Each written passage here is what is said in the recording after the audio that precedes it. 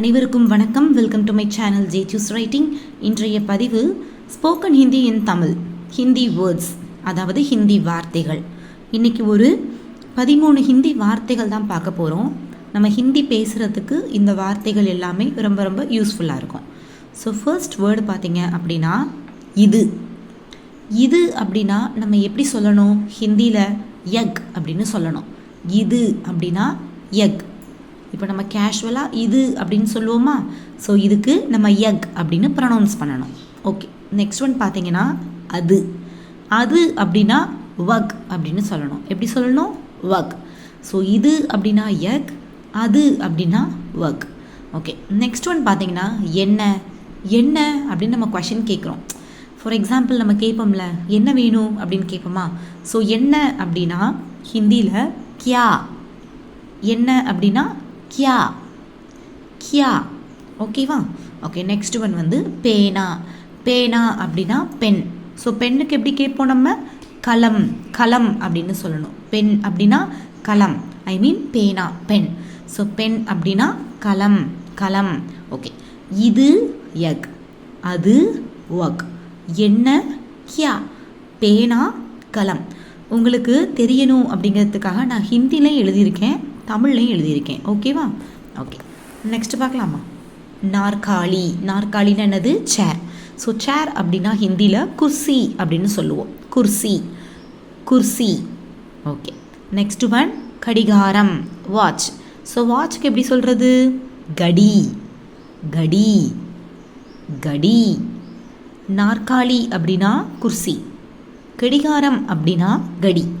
Next one மேஜ். மேஜ் அப்படின்னா table. So table எப்படி சொல்கிறது? ஐ மீன் மேஜை. மேஜை அப்படிங்கிறது டேபிள். டேபிளை ஹிந்தியில் எப்படி ப்ரொனவுன்ஸ் பண்ணுறது? மேஜ் அப்படின்னு சொல்லணும். மேஜ், மேஜை அப்படின்னா மேஜ். நெக்ஸ்ட் ஒன் புத்தகம். புத்தகம் அப்படின்னா கிதாப். புத்தகம் அப்படின்னா என்னது? கிதாப். புத்தகம், கிதாப், கிதாப். புத்தகம், கிதாப். ஓகே, நாற்காலி அப்படின்னா குர்சி, கடிகாரம் அப்படின்னா கடி, மேஜை அப்படின்னா மேஜ், புத்தகம் அப்படின்னா கிதாப். ஓகேவா? ஓகே, நெக்ஸ்ட் பார்க்கலாமா? இருக்கிறது. இருக்கிறது, என்கிட்ட இருக்கிறது, இருக்கு அப்படின்னு சொல்லுவோமா? ஸோ இதுக்கு ஹே அப்படின்னு சொல்லணும். சிம்பிளாக எப்படி சொல்லணும்? ஹே. இருக்கிறது அப்படின்னா ஹே, இருக்கிறது ஹே. நெக்ஸ்ட் ஒன் ஆம். ஆம் அப்படின்னா ஹா அப்படின்னு சொல்லணும். ஹா. இப்போ ஆமாம் அப்படின்னு சொல்லுவோமா? அதுக்கு ஹிந்தியில் நம்ம எப்படி ப்ரொனவுன்ஸ் பண்ணோம் அப்படின்னா ஹா. எப்படி? ஹா. நீங்களும் சேர்ந்து ப்ரொனவுன்ஸ் பண்ணுங்கள். ஹா. ஓகே, நெக்ஸ்ட் ஒன் வந்து கை, ஹேண்ட். ஹேண்டுக்கு எப்படி சொல்கிறது? ஹாத். ஹேண்ட், கை அப்படின்னா Haat, Haat. Okay, next one சுவர். சுவர் அப்படின்னா வால். ஸோ இந்த வால்க்கு ஹிந்தியில் எப்படி ப்ரொனவுன்ஸ் பண்ணுறது? திவார், திவார். வால் அப்படின்னா திவார், வால்னா திவார், திவார் அப்படின்னு சொல்லணும். ஓகே, நெக்ஸ்ட் ஒன் இல். இல் அப்படின்னா மே, மேன்னு சொல்லணும். அதாவது இல் அப்படின்னா என்ன தெரியுமா? இப்போ ஃபார் எக்ஸாம்பிள் மேஜையில், மேஜையில் டேபிளில் அப்படின்னு நம்ம சொல்கிறோமா? ஸோ அந்த மேஜையில் அப்படிங்கிறப்போ மேஜ்மே அப்படின்னு சொல்லணும். மேஜ்மே. ஓகேவா? ஃபார் எக்ஸாம்பிள் இன்னொரு எக்ஸாம்பிள் பார்ப்போமா?